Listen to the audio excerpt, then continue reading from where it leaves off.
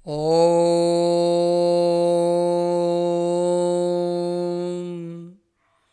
आनो भद्राः क्रतवो जन्तु विश्वतो दब्धासो अपरीतासा उद्भिदः देवानो जथा सदमिद्वृधे असन्न प्रायुवो रक्षितारो दिवे दिवे। ओम शांति शांति शांति। ओम। बोले सर्वश्री आशुतोष भगवान की जय। सर्वश्री गुरु माँ आशुतोष सांबरे जी की जय। सर्वश्री बाबा आशुतोष सांबर महाराज जी की जय। सद्गुरुदेव भगवान की जय। सच्चे दरबार की जय। आदरणीय भगवत प्रेमियों, पार ब्रह्म सायुज्या शरण में श्री गुरु माँ आशुतोष सांबरी के पावन दरबार की तरफ से होली की हार्दिक हार्दिक हार्दिक शुभकामनाएं। होली के इस पावन पर्व की आप सभी प्रभु भक्तों को बधाई। आपका जीवन मंगलमय आनंदमय हो। आप प्रभु भक्ति को परम कल्याण को प्राप्त हों। जिस प्रकार से भक्तराज प्रहलाद, ध्रुव, मीराबाई, योगानंद, विवेकानंद समस्त अवतारी महापुरुषों ने परमात्मा के पावन धाम को प्राप्त हुआ, सभी लोग परमात्मा को प्राप्त हुए। आज हम आप सभी लोगों के समक्ष होली के इस पावन पर्व पर आप लोगों के समक्ष उपस्थित हुए हैं। ये जो पावन पर्व है जिसे हम होली के नाम से जानते हैं, यह पावन पर्व आज से 43 लाख वर्ष पहले सतयुग में भक्तराज प्रहलाद के समय मनाया गया था। कहते हैं कि इस पर्व को मनाने की जो दिशा निर्देश जो हमें प्राप्त हुआ, यह भक्तराज प्रहलाद से हमें इस पावन पर्व को मनाने की परंपरा का आदेश मिला, ज्ञान मिला। होली है क्या वास्तव में? होली किसे कहते हैं?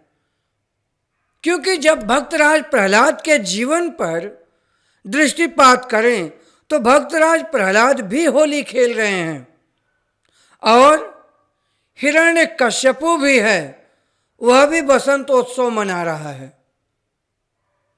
एक तरफ भक्तराज प्रहलाद हैं तो दूसरी तरफ हिरण्यकश्यपु समग्र दानव समाज है।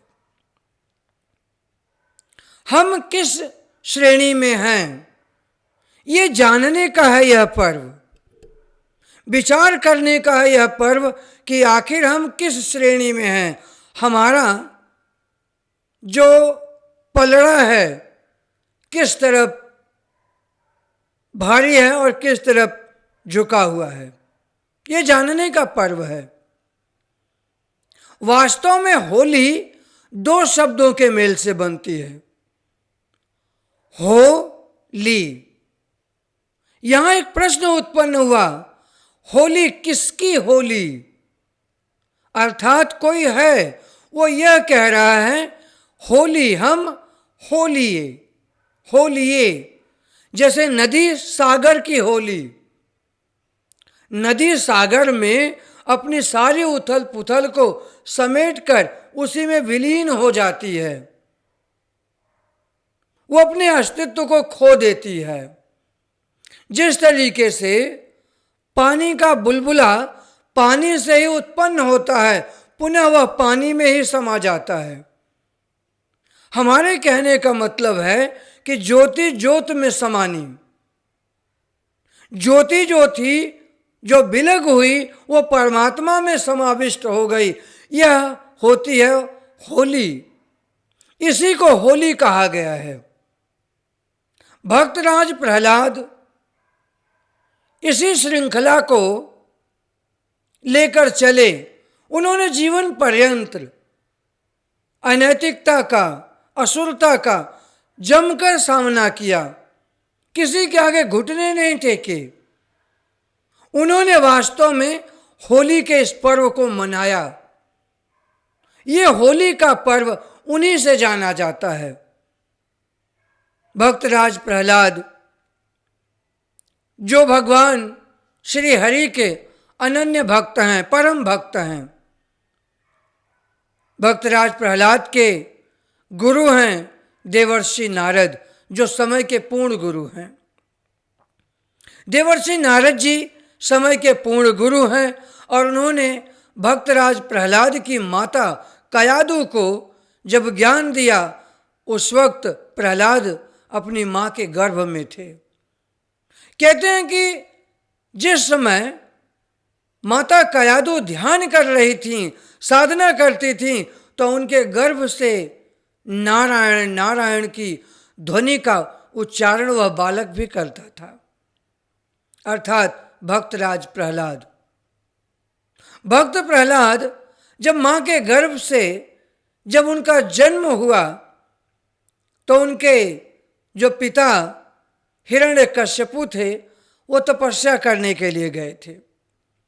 हिरण्यकश्यपु जब तपस्या करके जब लौटे, तो प्रहलाद की आयु 5 वर्ष की थी। 5 वर्ष के नन्हे प्रहलाद को लौट कर आने के बाद हिरण्यकश्यपु ने बहुत प्रेम किया, किंतु हिरण्यकश्यपु ये नहीं जानता था कि जिसको मैं प्रेम कर रहा हूं, जिसको मैं दुलार प्यार कर रहा हूं, यह किसी और का हो चुका है। ये घटना काफी लंबी है, हम इसको संक्षेप में समझते हुए चलते हैं। कहते हैं कि प्रहलाद जैसे जैसे बड़े हुए, उनकी भक्ति भी परिपक्व होती चली गई, उनकी भक्ति भी बढ़ती चली गई। समय के साथ उन्होंने असुर शिक्षा प्राप्त करने के लिए षंड और अमर्क के गुरुकुल में भी गए। षंड और अमर्क उन्हें आसुरी शिक्षा तो दे रहे थे, किंतु वो आसुरी शिक्षा को लेने की बजाय पढ़ते तो थे, अध्ययन करते, और गुरुजनों के पूछने पर वह पाठ्यक्रम जैसा का तैसा उन्होंने सुना भी दिया, किंतु उन्होंने उसे कभी हृदयस्थ नहीं किया। भक्तराज प्रहलाद ने कभी भी असुरता का, आसुरी संस्कृति का किसी भी प्रकार से अपने ऊपर छींटे नहीं पड़ने दिए। समय के साथ एक बार प्रहलाद को हिरण्यकश्यपु ने बताया।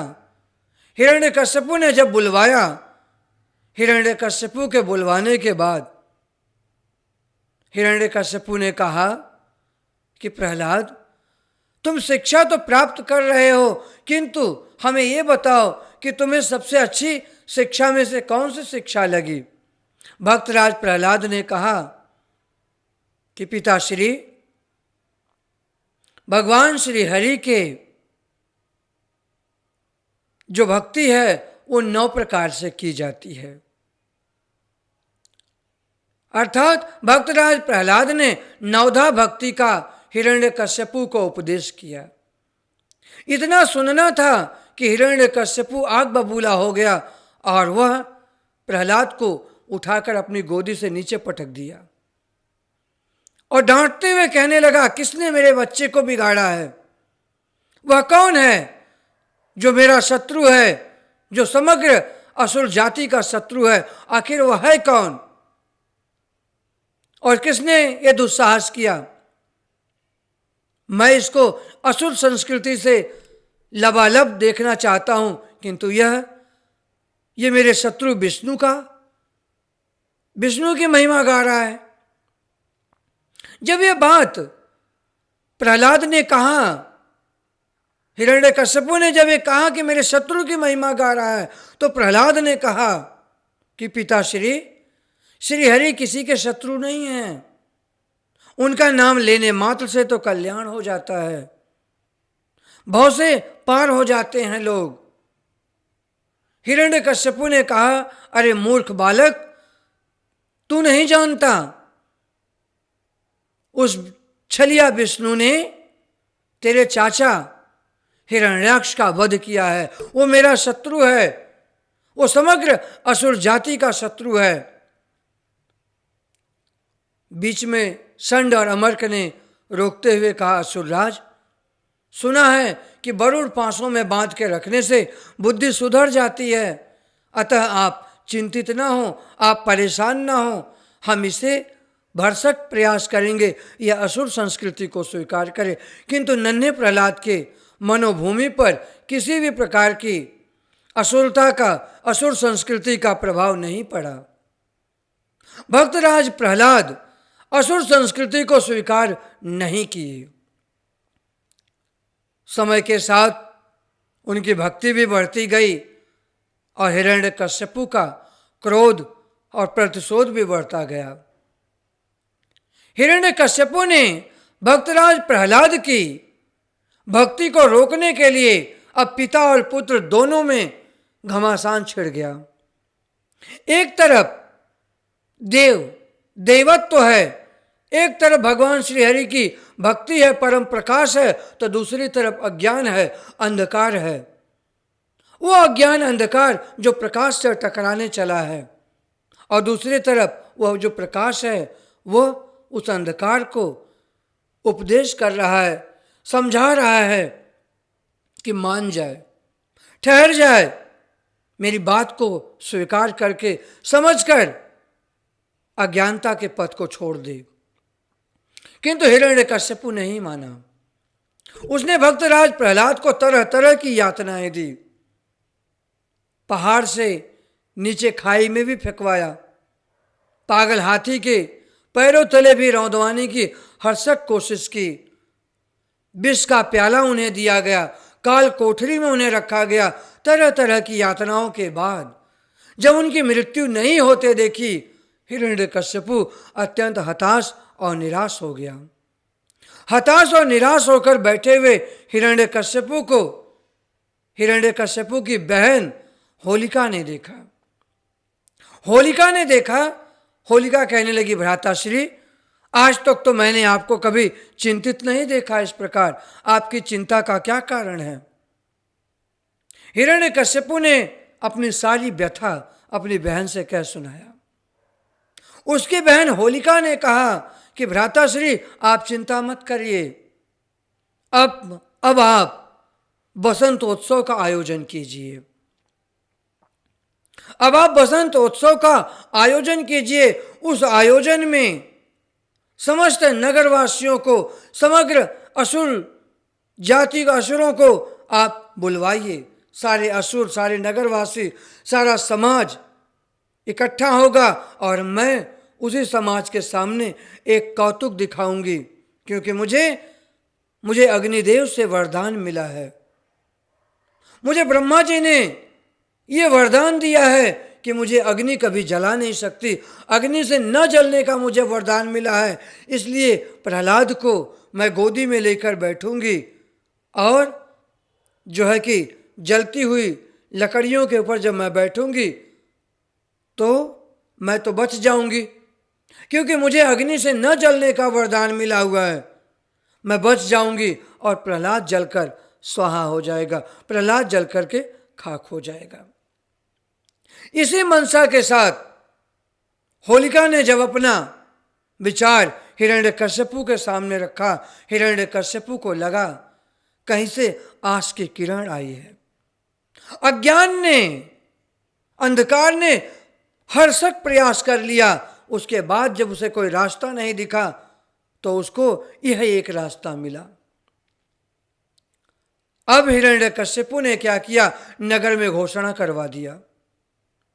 नगर में घोषणा करवा दिया, फला दिन अर्थात आज के ही दिन, आज होलिका दहन का पर्व है, होली कल खेली जाएगी। होलिका दहन का दिन यानी आज के दिन हिरण्यकश्यपु ने वसंतोत्सव मनाने की घोषणा की। उसके वसंतोत्सव को देखने के लिए सारा नगर, सारा असुर समाज उपस्थित हुआ।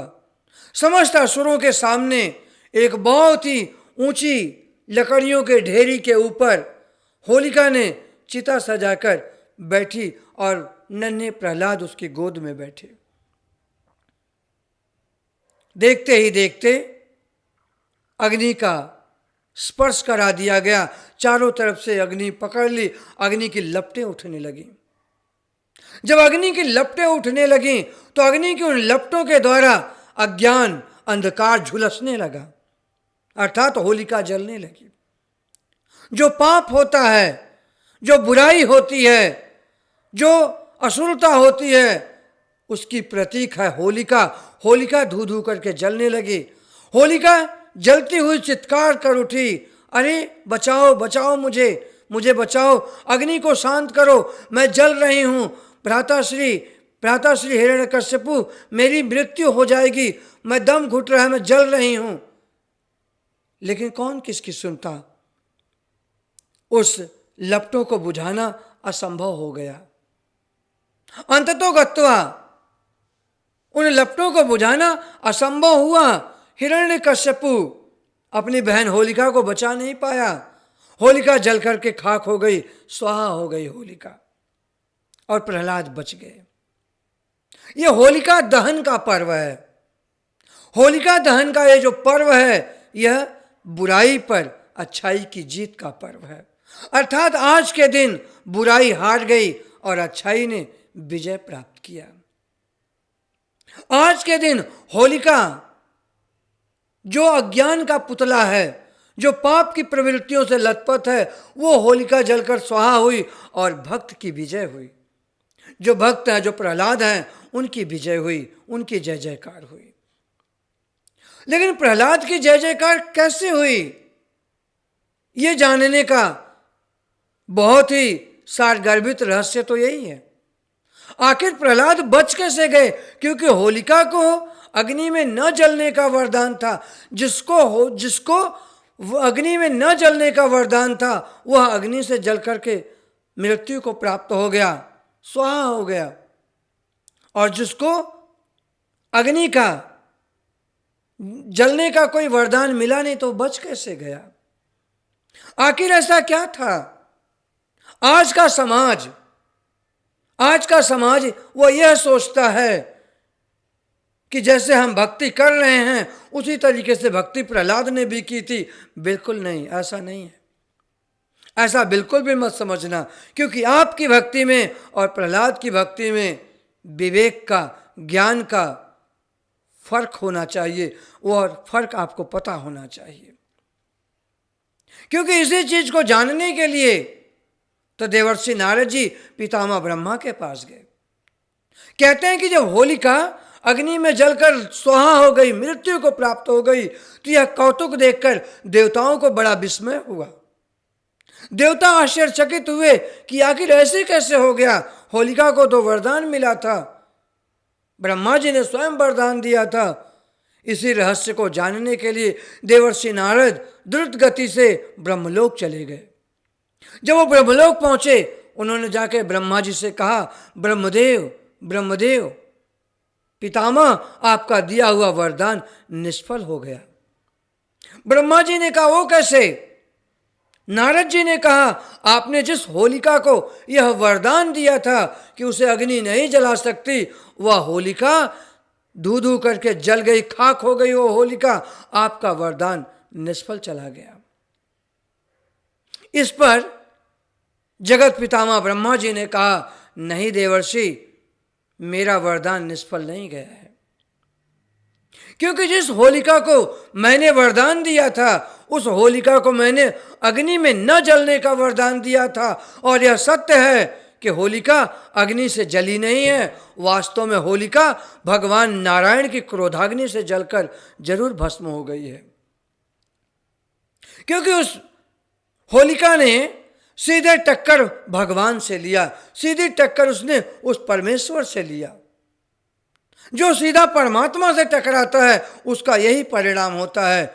इसलिए क्योंकि अब तक हिरण्यकश्यपु इसलिए बचा था, इसलिए बचा हुआ है कि वह भी अपने सामने प्रहलाद को देखता है, प्रहलाद को देख रहा है और ये सोच रहा है कि प्रहलाद को किसी भी तरीके से हटाया जाए।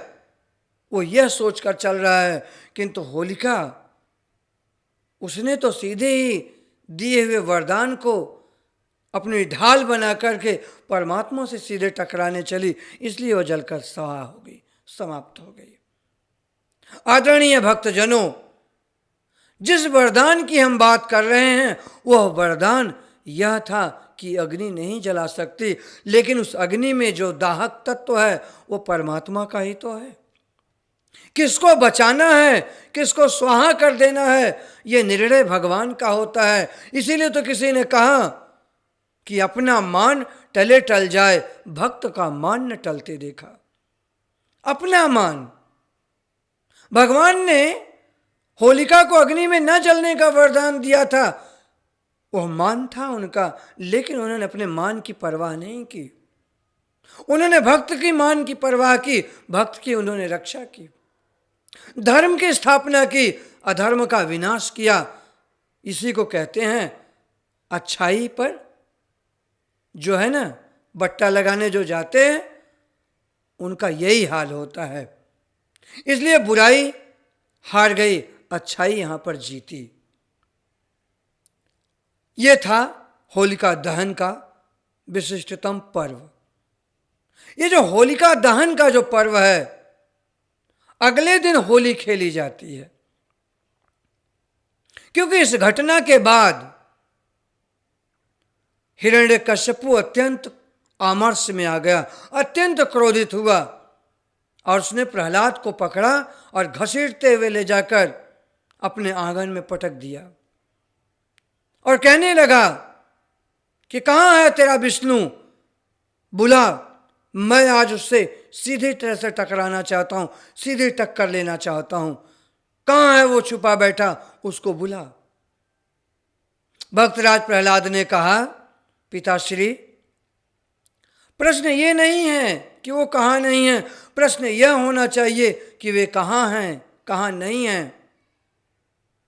जब ये बात हिरण्यकश्यपु ने सुना तो हिरण्यकश्यपु ने कहा, अच्छा तो तेरा विष्णु इस खंभे में भी है। हिरण्यकश्यपु की बात सुनकर प्रहलाद ने हाँ में सिर हिलाया। कहते हैं कि जब प्रहलाद ने हाँ में जब सिर हिलाया, हिरण्यकश्यपु ने क्रोध में आकर के उस स्तंभ को तोड़ दिया। जैसे उस स्तंभ को तोड़ा, भगवान श्री हरि आधा नर और आधा पशु के रूप में, चतुर्भुज रूप में प्रकट हो गए और प्रकट होते ही भयानक आर्तनाद चिघाड़, भयानक आमर्ष और क्रोध में आंखें लाल लाल हैं उनकी, और इतना तेज कि हिरण्यकश्यपु देखकर डर गया। और प्रभु ने क्या किया, उस हिरण्यकश्यपु को पकड़ा और पकड़कर घसीटते हुए घर के बाहर चौखट पर ले आए। और भगवान ने हिरण्यकश्यपु को ऐसे नहीं मारा, पूछ करके मारा, क्योंकि हिरण्यकश्यपु से उन्होंने पूछा कि ब्रह्मा ने तुझे क्या वरदान दिया है। हिरण्यकश्यपु कहता है, आप मुझे नहीं मार सकते क्योंकि मुझे ब्रह्मा से वरदान मिला है कि न मुझे कोई नर मार सकता है, न मैं किसी पशु से मर सकता हूं। भगवान नृसिंह ने कहा कि तू मुझे ध्यान से देख, आंखें खोल, मुझे ध्यान से देख, न मैं नर हूं न मैं पशु हूं, मैं आधा नर और आधा पशु नृसिंह हूं। मैं जिस वक्त तुझे मैं मारने जा रहा हूं, यह न तो दिन है न रात्रि है, यह संध्या बेला है। मैं जिस वक्त जिस जगह बैठा हूं, इस वक्त न तू घर से बाहर है न घर से भीतर है, क्योंकि मैं घर की दहलीज पर बैठा हुआ हूं। भगवत प्रेमियों, समस्त प्रश्नों का उत्तर देने के बाद भगवान श्री हरि ने अपने नखों से हिरण्यकश्यपु को फाड़ दिया, उसको प्राणांत कर दिया उसका। तो जब प्रभु ने एक असुर की समग्र कुकृत्यों के साथ उसका वध कर दिया, उसका नाश किया जब, तो उसके बाद हर्षोल्लास का वातावरण फैल गया चारों तरफ। और जब चारों तरफ हर्षोल्लास जब फैला तो सारी प्रजा में खुशी की लहर दौड़ पड़ी। देवताओं ने दुंदुभी बजाई, पुष्पों की वर्षा की, और भगवान श्री हरि ने प्रहलाद को अपनी गोद में बिठाकर उन्हें बहुत दुलार से बहुत प्रेम किया और उन्हें अपनी भक्ति का अनुपम वरदान दिया। किंतु यहां पर एक और प्रश्न है